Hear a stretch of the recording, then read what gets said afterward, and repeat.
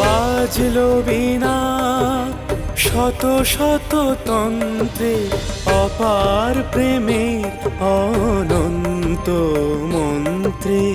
আমার প্রাণ হতে তোমার প্রাণে, যুগে যুগান্তে জনমে মরণে বেজে চলে গভীর মন্দ্রে।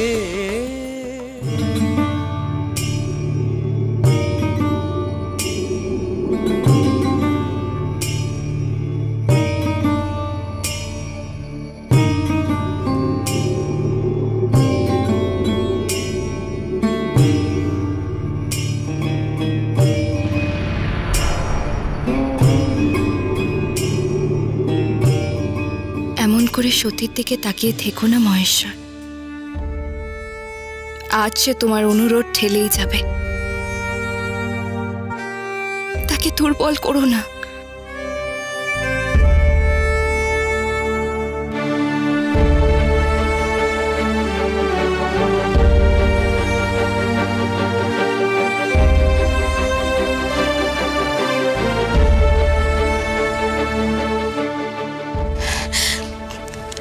যেতে অনুমতি দাও, দেরি হয়ে যাচ্ছে।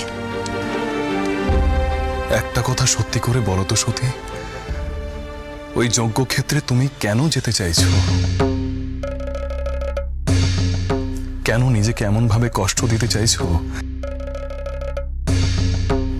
তুমি তো ভালো করেই জানো ওই যজ্ঞক্ষেত্রে তুমি যদি একা গিয়ে দাঁড়াও তাহলে আমার অপমান হবে, আমার নিন্দা হবে, কটু কথা হবে। তা কি তোমার ভালো লাগবে? তোমার নিন্দায়, তোমার অপমানে সতীর জীবন্তে মৃত্যু। তবে কেন যাচ্ছ তুমি সতী? ওখানে কেন যাচ্ছ? পিতা যখন যজ্ঞে তোমাকে আহ্বান জানাননি তখনই তোমার অপমান হয়েছে। আর সেই অপমান যদি তুমি উপেক্ষা করো তাতে পিতার জয় হবে প্রভু, অধর্মের জয় হবে। তা আমি হতে দেব না। সেখানে গিয়ে যজ্ঞেশ্বরের যজ্ঞভাগ আমি নিশ্চিত করব। পিতা নিজের ভুলের প্রায়শ্চিত্ত করবেন। থাক না সতী, থাক না ওই যজ্ঞভাগ। ওই যজ্ঞভাগের কোনো প্রয়োজন নেই আমার। আমার আছে স্বামী। সতী, ওই যজ্ঞভাগের সঙ্গে তুমি তোমার মান অপমান জড়িও না।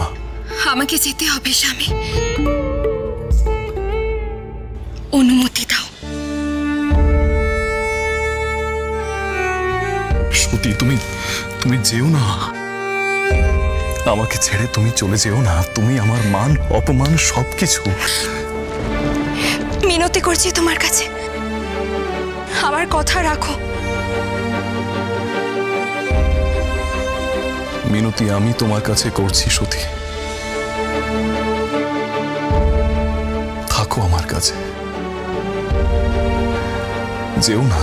তুমি ছাড়া আমি নিঃস্ব, সর্বশান্ত। সতী ছাড়া শিব যে সবমাত্র, প্রাণহীন, জড়, চেতনাহীন। তোমার অপমান যে সতীর মৃত্যু প্রভু। যেও না সতী, এই তো ভালো আছি, দেখো এই তো ভালো আছি। ঘুচে যাক আমার শিবত্ব, ঘুচে যাক এই বিশ্বের ভার। আমি কেবলমাত্র তোমাকে নিয়েই সুখী হব।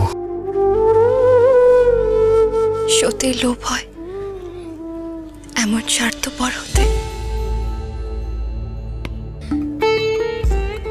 কিন্তু আমি যে হতে পারি না স্বামী।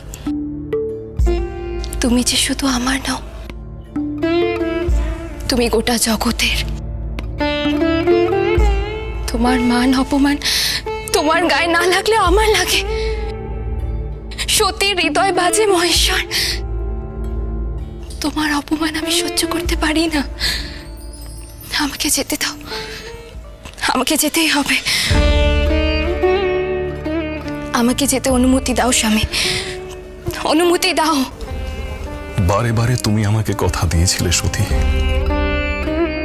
বারে বারে তুমি আমাকে বলেছিলে তোমার এই ভিখারি স্বামীকে ছেড়ে তুমি কখনো কোথাও যাবে না, কিন্তু আজ তুমি আমাকে কেন ছেড়ে চলে যেতে চাইছো? ছেড়ে আমি যেতে চাই না স্বামী, আমি কেবল আমার কর্তব্য করতে যেতে চাই।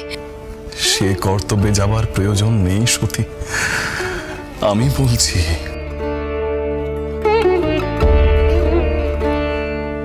তুমি নির্বিকল্প স্বামী, আমি নই।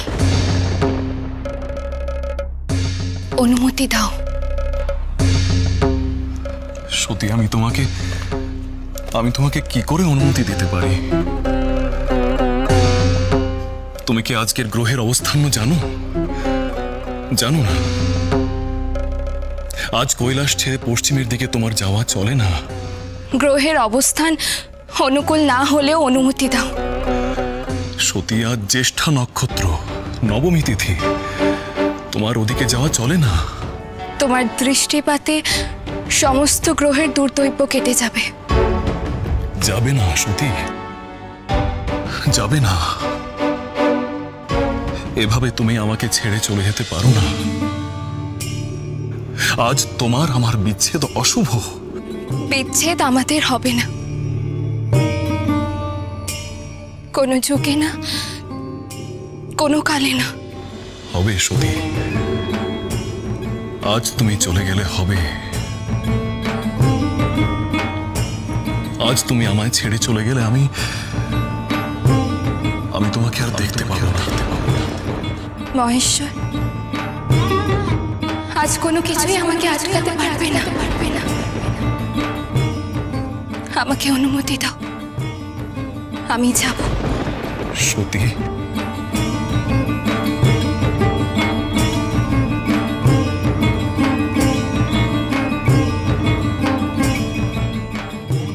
আমাদের দুজনের যদি আর কখনো দেখা না হয়, তবে জন্মান্তরে আমাদের দেখা হবে।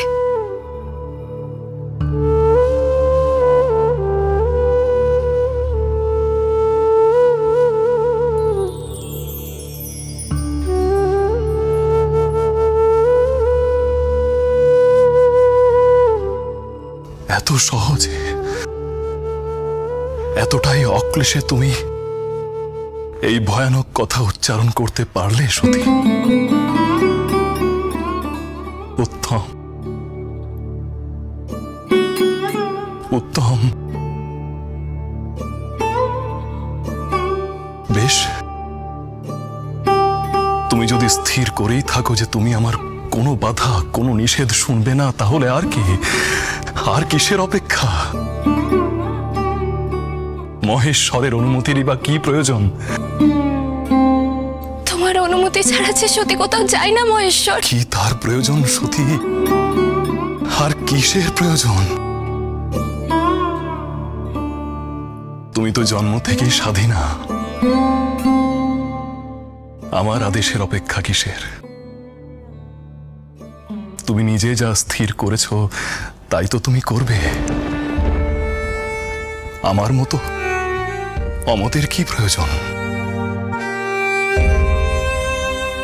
এ কথা জেনে রেখো, তুমি আমার কাছে অনুমতি চেয়েছিলে, কিন্তু